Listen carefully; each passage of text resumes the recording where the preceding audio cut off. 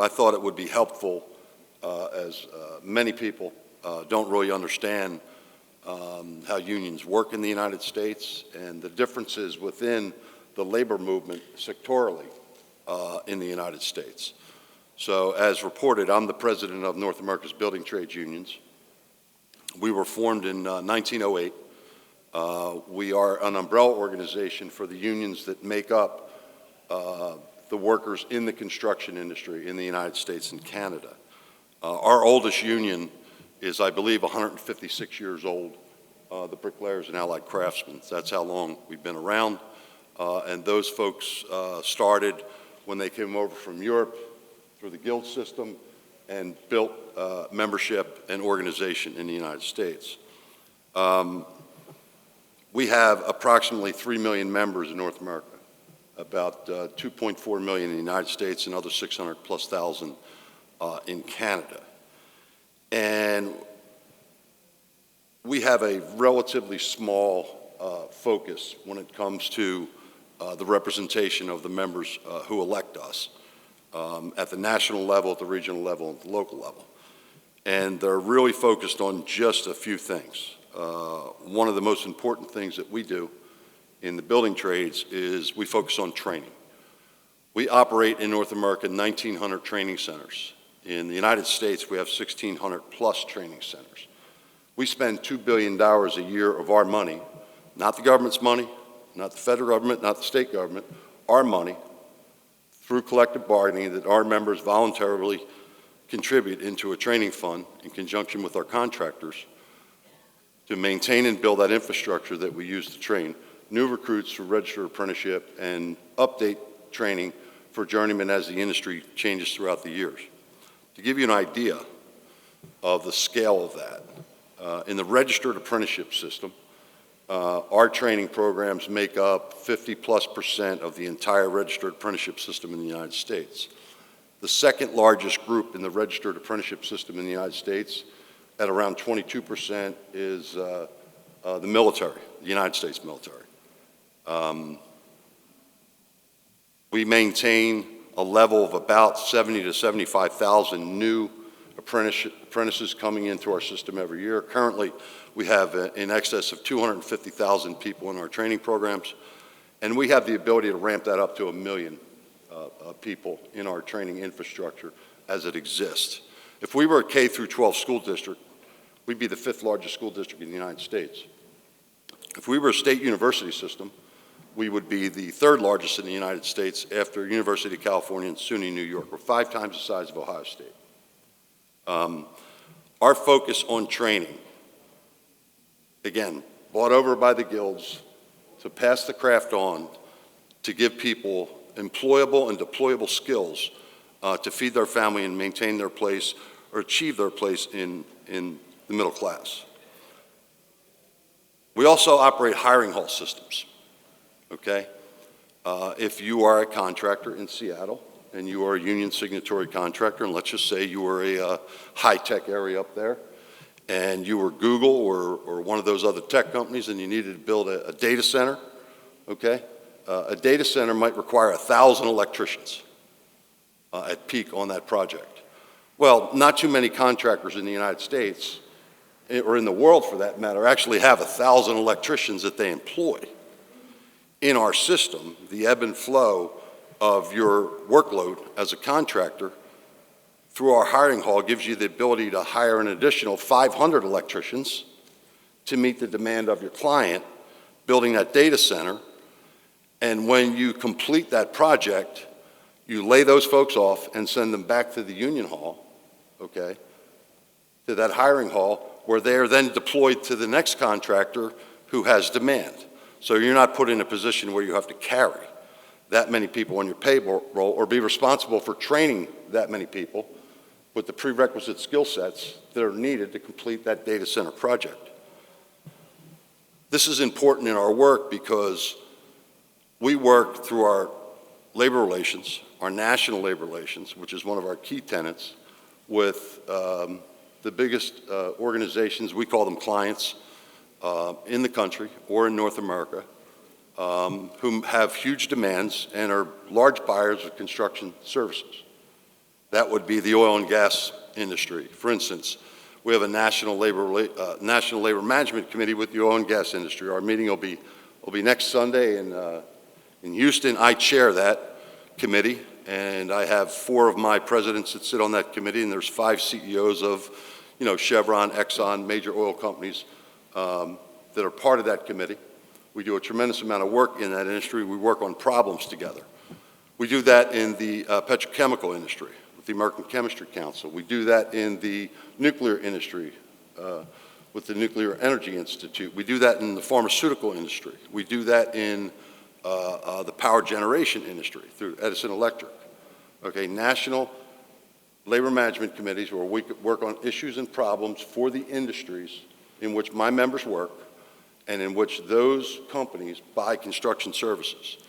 That's the focus of our labor relations. When it comes to our contractors, in our industry, the unionized construction industry, rarely is there a strike. There are lots of strikes going on right now for obvious reasons. You haven't heard of any really in the construction industry. There was one in Seattle earlier in the summer with the carpenters, which was resolved relatively quickly. But we work in concert with our contractors because construction is one of the most competitive industries in the United States. And it's usually the low competent bidder who secures the contract to do the work.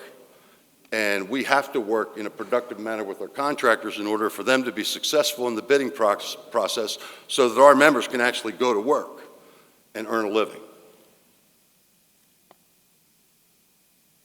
So we recruit, we train, and we deploy this membership. We're a huge player in the registered apprenticeship system, and we form national labor management relationships. We also are involved in the political and regulatory and legislative operations in states, provinces, and nationally in the United States and Canada. And our focus is on what is in the economic interest of our members.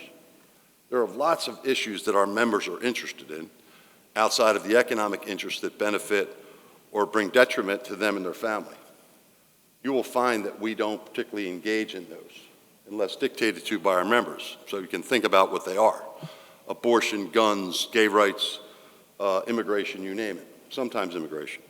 The economic issues, the investment issues, tax issues, things that are going to generate jobs and job opportunities for our members tend to be our focus. As you can imagine, we've been working for the last 30 years on an infrastructure program for the United States, and we've gotten close a few times recently, and not quite there, but that's something that we've been working on for years and are highly invested in currently.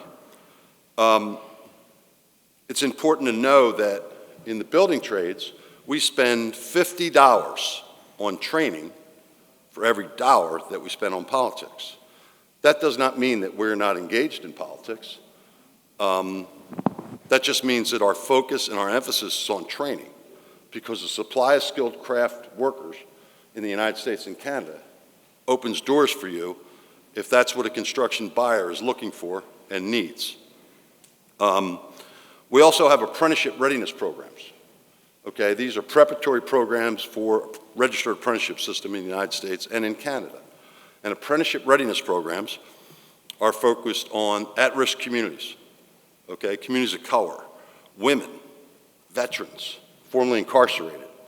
We have in excess of 185 programs currently underway in the United States where we work with other like-minded groups to recruit people, okay, who are interested in an opportunity to get in the construction industry, eventually into our registered apprenticeship system, and learn skill sets that will last them a lifetime.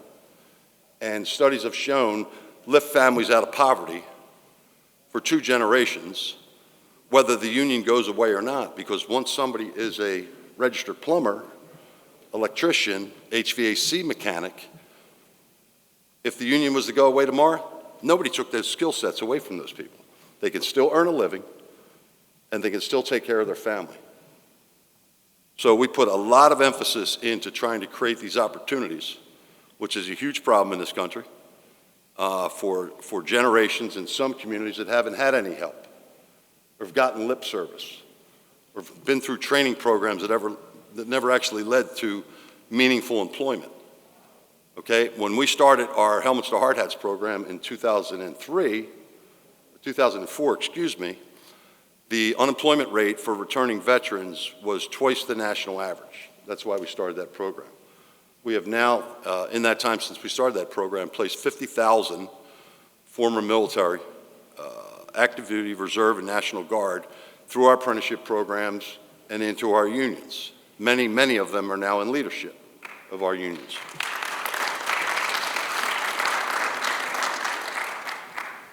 We have a particular focus on women right now. Women make up 50+% of the population in the United States, and they're underrepresented in the construction industry. And we have worked hard to create opportunities and change some mindsets because, again, we provide the workforce. The hiring decisions are made by contractors, not by us. And the firing decisions are made by contractors, not by us. But we have worked hard with our contractors, okay, to make accommodations where they're needed to get the additional people that we need in the workforce who are very valuable in the construction industry. And going forward, particularly through the child tax credit and the rescue plan, and hopefully in legislation that's coming up, that'll be really important to giving women the opportunity with some resources provided to get into our training programs and make it through apprenticeship into journeyman status where they won't need those kind of benefits anymore. It's something that we're really focused on. Another thing that we are really focused on and do a lot of is our capital strategies program. We have somewhere in the neighborhood of $800 billion in assets in our pension funds. And we use those assets for the benefit of the participants of those funds. They're invested so that they meet the requirements of the regulations and the rules and the laws of the United States and Canada. But there is some subjectivity to how we can invest them, stocks, bonds, etc. Alternatives, infrastructure, commercial real estate, low and moderate income housing. We have about $70 billion we're moving into those areas, okay, that create jobs, create economic activity, which in turn provides opportunities for our contractors to procure work, which then puts our members to work and gets us the return we need to maintain the benefits that we promised through the membership. And I think this is probably the most less understood issue when it comes to particularly the building trades, is how collective bargaining works for the building trades, okay? In our collective bargaining agreements, there's no seniority. In our collective bargaining agreements, there's no vacations, no paid vacations. In our collective bargaining agreements, there's no paid holidays. In our collective bargaining agreements, there's no bereavement. In our collective bargaining agreements, okay, there's no jury duty compensation. In our collective bargaining agreements, there's no sick time. One of the reasons we are 7 times more likely to have opioid problems in the construction industry, the unionized construction industry, than the general population. Because just because you're nicked up and you're hurt, if you don't go to work, you don't get paid. And that's how people wind up getting addicted to opioids when they're trying to feed their family and earn that paycheck and keep a roof over their head. None of that exists in our collective bargaining agreements. If you work 4 hours, you get paid 4 hours. If you work a day, you get paid 8 hours. If you work a week, you get 40 hours. Okay? There's no guarantees on how much work you get. In 1994, before I became a full-time representative, the economy was particularly tough, and I worked for 36 contractors in 1 year. Some of those contractors were 4 hours. Okay? They needed extra help for 4 hours. Again, going through that hiring hall system, being dispatched out for 4 hours, coming back, collecting unemployment in between. In our collective bargaining agreements, there's no gender gap. If you're a woman or a man and you're a journey person, you make the same wages and you make the same benefits. Exactly the same. When it comes to the work that we do, our focus needs to be on maintaining our members' place and opportunity to be in and stay in the middle class. And that's our focus. We don't take issue with how much a contractor makes, how wealthy they become. For us, that's a feather in our cap, because lots of that wealth was created by the members that did the work on the projects to make that contractor and that contractor's family successful in the first place. In the unionized construction industry, 80% of all the contractors that are signatory to collective bargaining agreements with us have 15 employees or less. These are small businesses in the United States. Lots of them are our former members, okay, who go on to start their own business and strike out on their own. And the last point I want to make when it comes to me and Brian had a brief discussion this morning, when it comes to the issue that we've all dealt with for years and years and years, with school counselors and parents pushing people towards four-year degree programs, and that somehow working with your hands, was a second-class occupation. Well, I'm here to tell you, in the building trades, when you graduate from your apprenticeship, your registered apprenticeship program, in most cases, you also come out with an associate's degree, okay, because we're connected with community colleges. In some cases, we're our own accredited community college. And then you graduate from apprenticeship after 3, 4, or 5 years, depending on the program, and you come out with your associate's degree, and we have articulation agreements with four-year universities. So if you want to continue your education and distance learn and go for your bachelor's degree, you have that opportunity. At NABTU, we run a construction management program at Rowan University, which is one of the top engineering schools in the country, for our members to do a distance learning program if they want to get a degree in construction management. And with the exception of the second 2 years after you graduate apprenticeship, come out with your associate's degree, there's no cost. It costs you nothing. It costs you nothing to get that associate's degree. It costs you nothing to get through that apprenticeship. So we believe we have the best of both worlds.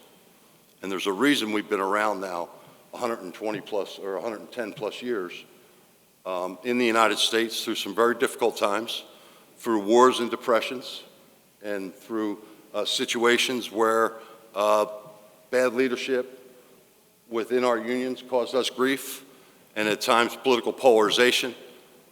We became the boogeyman for problems that were out there, and we were attacked legislatively and regulatorily, but we're still here, and we're growing, and we've been growing. That means we do something that is a cornerstone of what we believe, and that's bring value. We're interested in bringing value to the buyers of construction services. And in the construction industry, you get one opportunity to make a first impression. If I sell a major owner on a program where they're going to use my members through my contractors, and then I don't deliver what I said I was going to deliver, the value that I said that he would get or she would get by using us, chances of that owner using us the next time are highly limited. But if I deliver on what I said I could deliver with the people that I represent, well, that's going to lead to the next opportunity and the next opportunity. And that's how it works for North American Building Trades. We're value added and we carry our own weight. Thank you for the opportunity to be here.